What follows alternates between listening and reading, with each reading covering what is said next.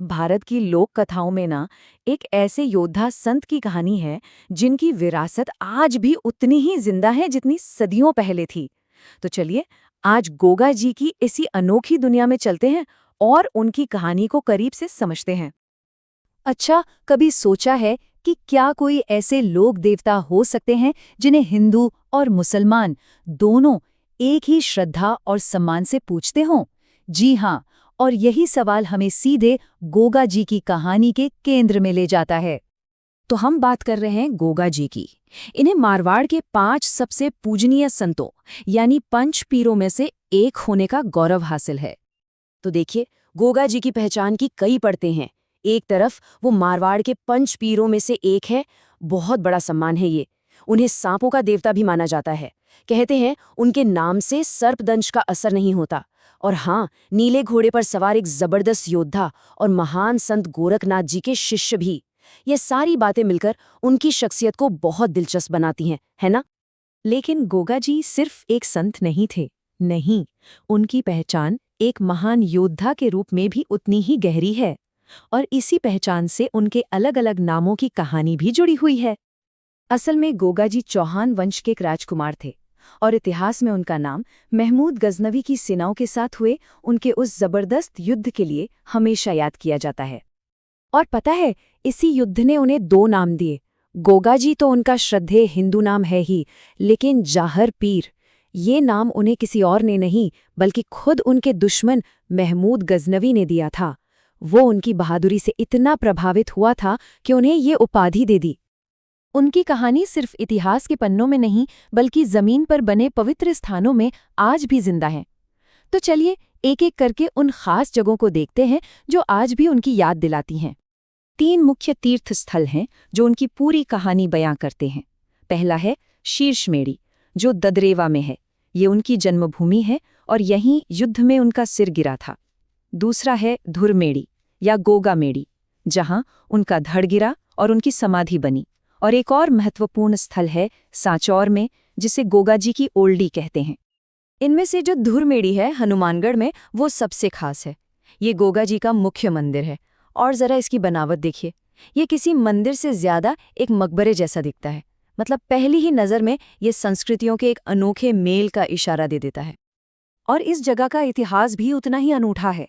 सोचिए, इसका जो मूल ढांचा था वो 14वीं शताब्दी में सुल्तान फिरोज शाह तुगलक ने बनवाया था।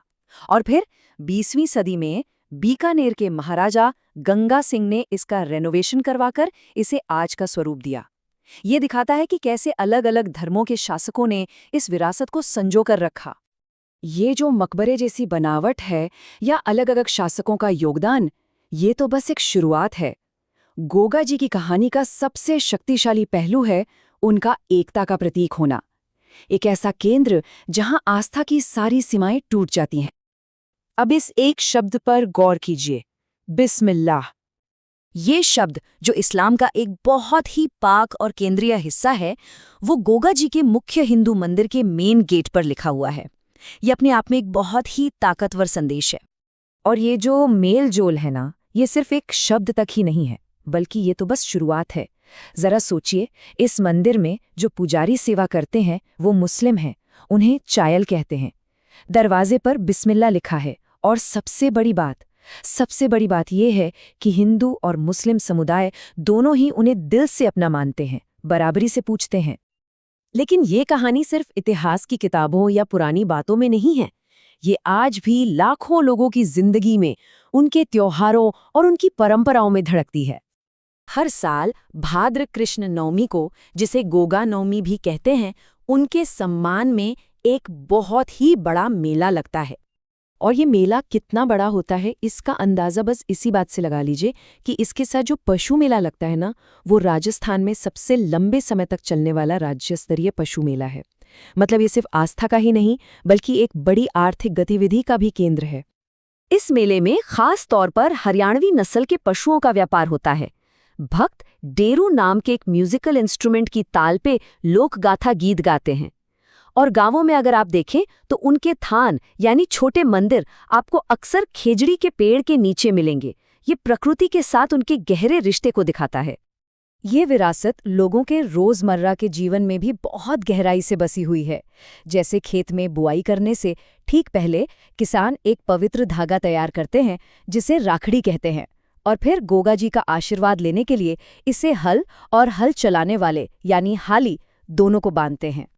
तो गोगा जी की ये पूरी कहानी हमें एक बहुत बड़े सवाल के साथ छोड़ जाती है, एक योद्धा और संत की ऐसी विरासत जो धर्मों और आस्थाओं को एक दूसरे से जोड़ती है। आज की दुनिया के लिए ये बात कितने मायने रखती है?